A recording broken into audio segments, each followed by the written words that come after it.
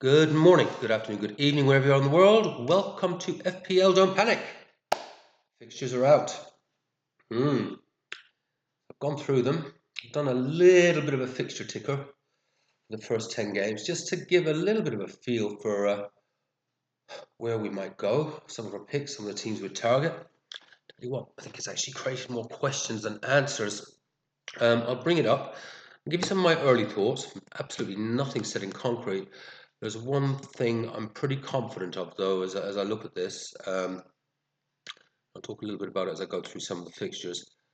I've got to really split the game, I think, in those early weeks. There's not too many teams with what I would call a really, really good run of fixtures. Let's move this up. Have a look.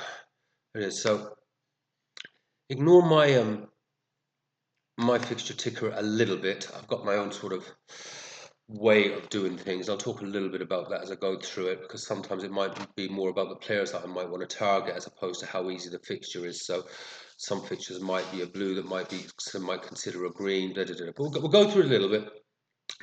As always, interested for your thoughts. And I'll try and go through a few teams fairly quickly that probably won't be under consideration. Bournemouth, well, don't think will be too many of us considering Bournemouth with that first up fixture. And then there's a few decent ones at Wolves at home. This is what I mean. It's very, very split. There's not too many teams with that, nice run of greens and blues, as I would call it. So I do think the game's going to be very split.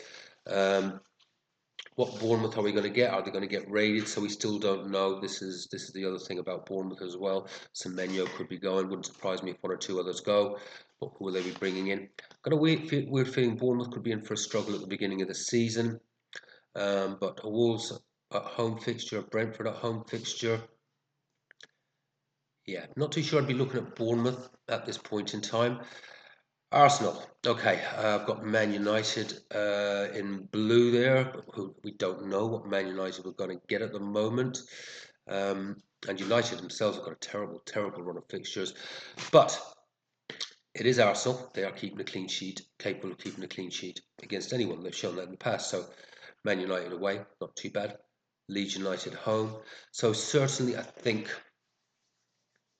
we'd be considering an Arsenal player, or potentially two. Gabriel Saka. Saka wasn't great at the end of last year, though, was he? Yeah. But Liverpool away, then obviously tough in the third. Forest home, City home, Newcastle away.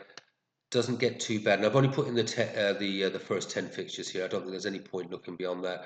But I go in the first 10 because my loose plan, is I wouldn't want a wild card before 9 or 10 anyways, because that's when my spreadsheet, which you guys will be familiar with, starts to have some relevance, because then we've got new consistent data coming in, across the game. So obviously we're all flying blind at the beginning of the season, relying a little bit on what we've seen last year.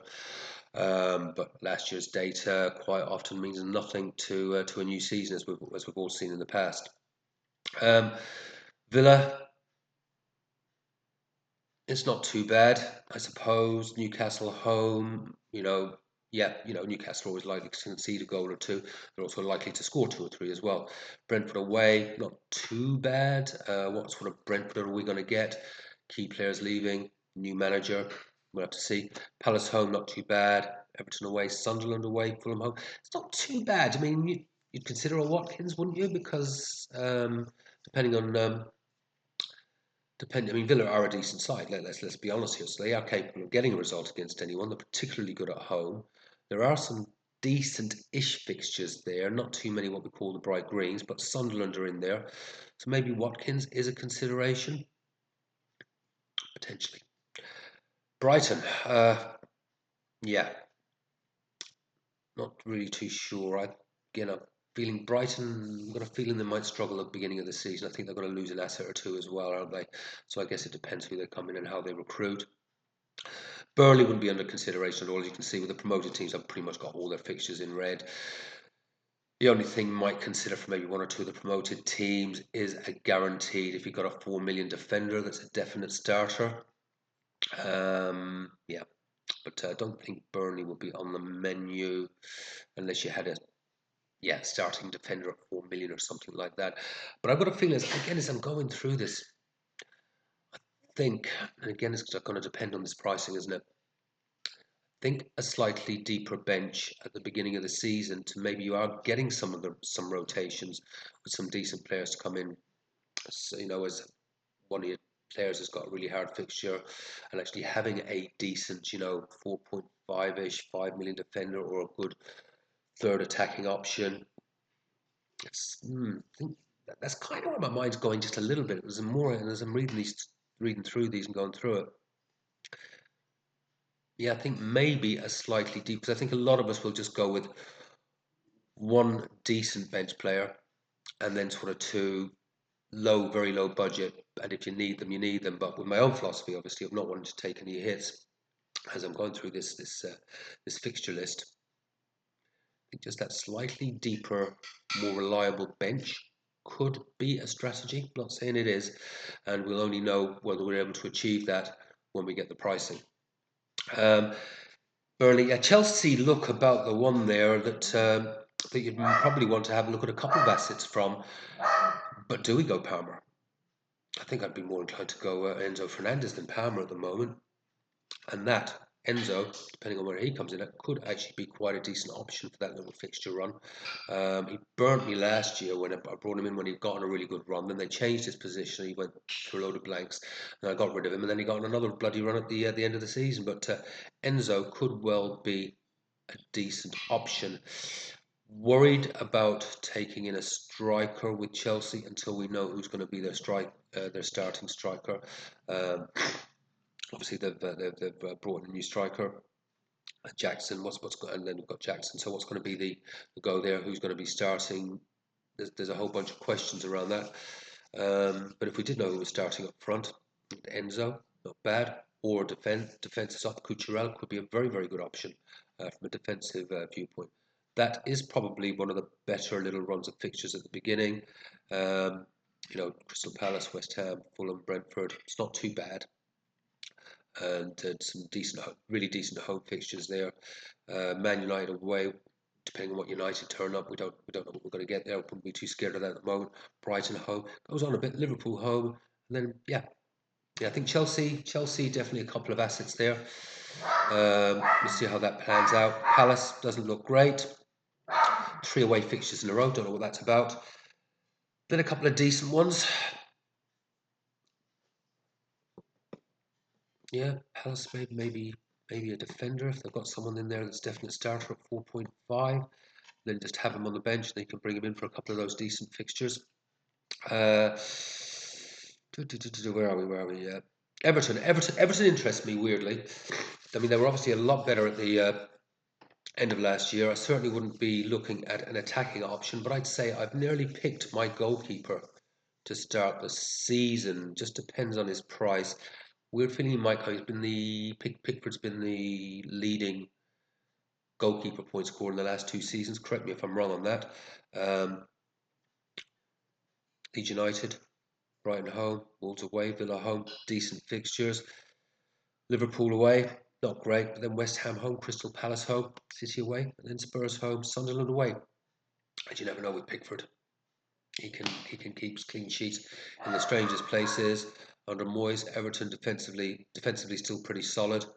Um, definitely would be thinking, Pickford in goal, and potentially if there's a cheapy 4.5 Everton defender, that might be a good option. Um, Fulham, that doesn't look like the greatest start in the world. And again, Fulham as a team, I think may well struggle next year as well. Leeds, no interest there at all at the moment. Couple of decent fixtures in 8 and 9, I guess maybe, but no real interest there. Liverpool, tricky enough, isn't it? I've got fixtures there in green that maybe wouldn't be in green for other teams, but it's Liverpool. They're bringing in some great signings, so I do think there will be a Liverpool double up. Triple up? I don't think so. Would like to bring in Verts. Salah's going to be about massively expensive. and someone on the defensive side as well. I think. Uh, yeah, one to think about there. But Bournemouth home, Newcastle away, Arsenal home. Got those in blue. They'd probably be in red for other teams, but it is Liverpool. You would fancy they're going to get goals. And then Burnley, Everton, Palace, not too bad. Yeah, definitely going to have Liverpool latter or two, aren't we? But it's picking the right ones. Uh, City, City. Well, yeah, that's not bad, is it? Wolves away, Spurs home, Brighton away, Man United home, Arsenal away, but then Burnley, Brentford, Everton. It's those first 5 games that are the most critical because you can always then juggle things around with a transfer or two. So again, City double up, probably. Eight Nori, I think I may take a punt on him. He is their only. I know Guardiola has played there, and they've had other players have played there, but he is actually the only recognised, as in left back, left wing back. That is his trade. He's the only actual, one that is an actual genuine left-sided defender. So hopefully we get some clues pre-season. My concerns around the likes of City and Chelsea indeed, and they're the ones with the decent fixture runs. It is Club World Cup. One of my subscribers did point out it's critical to get off to a good start this year because if Liverpool get the run, it might be hard to rein them in. So maybe there might not be as much rotation and resting as I was initially thinking. It could be worth a punt though, ain't Nori. And if he doesn't play, he doesn't play. Um, and then hopefully just got someone decent first off the bench. And if he does come on, if he comes on for 30, you never know what he might do. I think he's worth a punt. I'm almost going to say Nori. Depending on what price again he comes in, I can't imagine it's going to be more than 5.5.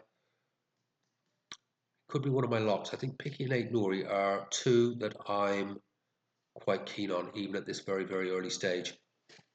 We've got United. I don't think I'm going to bother too much with United and you know, um, all these transfers that we were all getting excited about. They seem to have stalled. No sign of this Mbemo deal getting knocked in. Gokaris doesn't look like it's happening. Need a striker. We need a midfielder. We need a defender. Need a whole new fucking team. Quite frankly, it's Cunha is not going to solve it all on his own. Though I do expect that our goal output should increase a bit. But I think I just want to see how they settle in the early days of the season. They have got one of the toughest runs of any team there. Sorry, I'm still a little bit blocked up with this hay fever. There might have to be a big sniffer or blow up my nose in a second. There it is. Where are United? Newcastle. Tough enough start, but then there is that little run of Leeds, Wolves, Bournemouth, and Arsenal, Forest. They could score against anyone though, so I think from an attacking perspective, I think Isak still has to be on the menu, doesn't he? But he got up to. He's a slow starter though. He started slow last year. Um, Again, it's going to depend very, very much on price. Because I quite fancy Verts at Liverpool. He'd be classed as a midfielder, wouldn't he? But hard to bet against Isak, isn't it? But it is a pretty tough opening couple of games, and you want to get off to a strong start. Yeah, she's a tricky one this year, isn't it? It's not too much jumps out at you, and that's those first 5 fixtures. It's not going to be. So I think it'll take a little while for the template to develop. That's my feeling at the moment. Where are we? Where are we? Newcastle Forest. Again, very, very, very, very mixed. Brentford home, not too bad. Brentford always likely to concede. Forest, if they defend like last year, that was the way they went at the beginning of the season when they were out there fresh out the blocks. Palace, yeah, not too bad. West Ham home, not too bad. Likely a Forest defender, I would say at the very least. Sunderland, I think we can generally ignore them until we really see what we're going to get from these new boys, and I don't expect too much at this point in time. Spurs, decent opening, very good opening fixture, so you feel like you'd have to. When you look like that, you do think the Spurs could be on the menu, and you just have to suck up the City fixture. New manager coming in, good manager, but the manager that does like to still attack, as we know with Brentford. but maybe a little bit better, tighter at the back. I think the Spurs asset is definitely worth considering, but who? And West Ham. Well, yeah, Bowen's just always on the menu, isn't he? Because it actually doesn't matter who West Ham are playing. If West Ham score, Bowen's involved. I mean, he was probably one of my best assets last year when I came back from injury, and I brought him in pretty much as soon as he came back from injury. He had a blank assist, and then he just didn't stop for the last 10 games. Just returned pretty much. He did return, I think, nearly every game for me. So Bowen would almost be a lock in for me on the basis of that first fixture. If Chelsea not easy, Forest not easy, but West Ham could easily score a goal, and if they score, Bowen scores or gets a return. So I think Bowen could be one of my early lock-ins, again depending on what sort of price they set them. And yeah, Wolves not too much to consider there maybe until fixture 9 and 10. If you did have someone third on the bench from Wolves, Sunderland and Burnley. Yeah, we'll see. Plenty of time to think about that. So that's kind of it. It's just an early view. You may or may not agree with my sort of the way I've done my fixture ticker, but it's largely in terms of the colours, but it's largely based on my own sort of methodology. Am I likely to buy a defender or an attacker? Although Liverpool have some tough fixtures there, it's Liverpool, so tough fixtures is red fixtures that would be red for others would be blue, etc., etc. But hopefully, it just gives you a little bit of an early guideline. There is a lot to think about. I think I found a tool online where you can do some early season drafts. So I might have a look at that, and that might start to give me a feel. They've done some price projections on it, so I might have a look at that tool and use it in my next video. And maybe something that you guys want to have a play with as well, because they do price projections. Apparently, they're reasonably accurate. I don't think there's any way you can be 100% accurate. But with now the fixtures out, I think we can sort of have at least start to have a little bit of an early play for us addicts, and just see what we might want to sort of start to lean towards for season 25-26. That's it for now. Any thoughts? There was a bit of a waffle on that one, but yeah, it's. I think these fixtures, the way they've come out for that first 10, I think it's given us more questions than answers. How do we play that first 5, or indeed that first 10, but particularly that first 5 to get off to a strong start? Because I don't think there's going to be a clear template. Could be proven wrong on that. Let's see. Anyway, in the meantime, take care, have fun, don't panic, and I will talk to you probably in a few days' time. I'm going to have a play with this little draft creator, see what it's like. I might do a video for a very, very early draft with not the accurate pricing, just for a bit of fun in a few days' time. Take care. See you soon. Bye-bye.